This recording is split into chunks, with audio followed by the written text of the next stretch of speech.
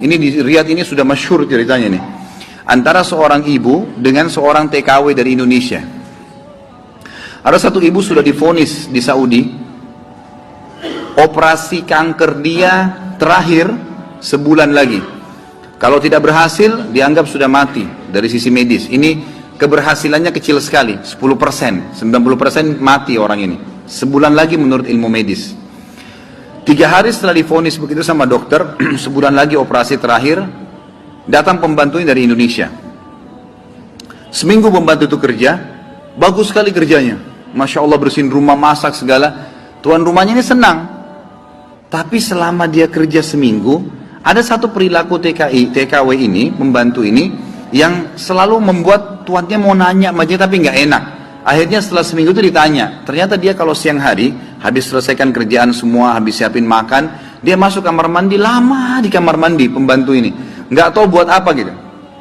Pas dia keluar dari kamar mandi, setelah seminggu ditanya sama majikannya, maaf saya mau tanya, kenapa kamu ini setiap masuk kamar mandi, lama, ngapain gitu kan. Langsung nangis tiba-tiba TKW itu menangis, pembantu itu menangis. Dia tanya kenapa kamu nangis, dia bilang ceritanya begini sebenarnya. Sebelum saya berangkat ke Saudi di Riyadh ini, 12 hari, ya sebelum saya berangkat ini, 12 hari sebelumnya saya baru melahirkan. Dan saya punya bayi di Indonesia. Saya lagi susuin. Nah saya tinggalkan karena keadaan ekonomi. Terpaksa saya tinggalkan. Visa sudah keluar, saya melahirkan, saya berangkat. Nah saya masuk kamar mandi ini, saya keluarin air susu saya. Karena kalau tidak payudara saya sakit. Coba. Kalau antum dengar keluhan seperti ini dari pegawai, dari staf, dari orang, apa yang antum lakukan? Perhatikan perilakunya muslimah ini, ya. Majikannya buat apa? Ini ternyata menjadi penyebab, penyakitnya hilang. Apa yang dia buat? Dia bilang, baiklah. Sambil dia nangis, dia dengar ceritanya, dia bilang, baiklah. Dia masuk, gajinya itu 800 real per bulan. Tuannya ini, kebetulan punya duit di rumahnya, diambil dikali 24 bulan, 2 tahun. Ini kurang lebih ya, sekitar 20.000 real sekian, 50 juta rupiah. Dikasih pembantunya, ini uang kamu ambil.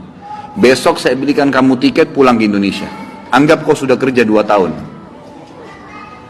Pembantunya bilang, nggak apa-apa. Dia bilang, nggak apa-apa. Anak kau lebih penting daripada saya. Urus anakmu, nggak apa-apa.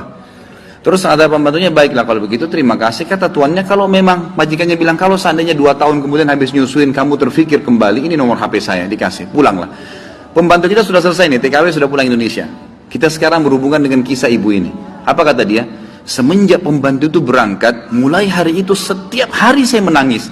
Menangisnya bukan karena sedih penyakit saya merasa terharu, susah menggambarkannya, terharu betul dan bersyukur kepada Allah. Bagaimana Allah membukakan pintu itu buat saya.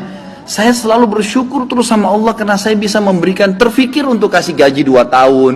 Mungkin kalau terjadi pada kita bilang, baiklah kamu pulang aja minimal. Pernah gak antum terfikir kasih gajinya lengkap semua? Gitu kan? Dia bilang, saya terharu kenapa saya bisa lakukan itu. Dan saya selalu bersyukur sama Allah, saya bisa lakukan sementara memang ini ada vonis mati dekat lagi secara medis gitu kan. Dia bilang, tiap hari saya menangis. Dan setiap kali saya menangis, saya merasa ada satu kepuasan dan keadaan saya lebih baik. Ringkas cerita, tiba masa operasi, ditelepon rumah sakit, disiapin semuanya alat operasi. Ini sudah jelas akan menemui ajal kalau secara medis. Tiba di rumah sakit, dicek sebelum operasi, dokternya duduk setelah cek di kursi lalu bertanya, kamu berobat kemana sebulan ini? Kata ibunya, saya nggak berobat kemana-mana. Kamu tahu nggak, kanker kamu nggak ada, sedikit pun nggak ada, akarnya nggak ada, sembuh total, nggak ada, nggak mungkin terjadi secara medis. Ibu itu tersenyum lalu mengatakan, kalau betul apa yang dokter ucapkan, itu karena sedekah saya. Diceritain sama dia ceritanya, begini. Dokternya jadi nangis, dokternya bilang apa? Subhanallah, yang telah membukakan mata hati saya, ternyata yang menyembuhkan bukan obat sama dokter. Tapi siapa? Allah subhanahu wa ta'ala. Ambil pelajaran ikhwas sekalian. Ternyata amal-amal soleh itu bisa membuat kita keluar dari masalah. Abdullah bin Umar dan Abdullah bin Abbas radhiyallahu anhum ajma'in, itu kalau beliau sedang menghadapi masalah dan tidak pecah, beliau keluar cari orang miskin dan sedekah, gitu kan? Keluar bertawassul dengan amal soleh, seperti itulah.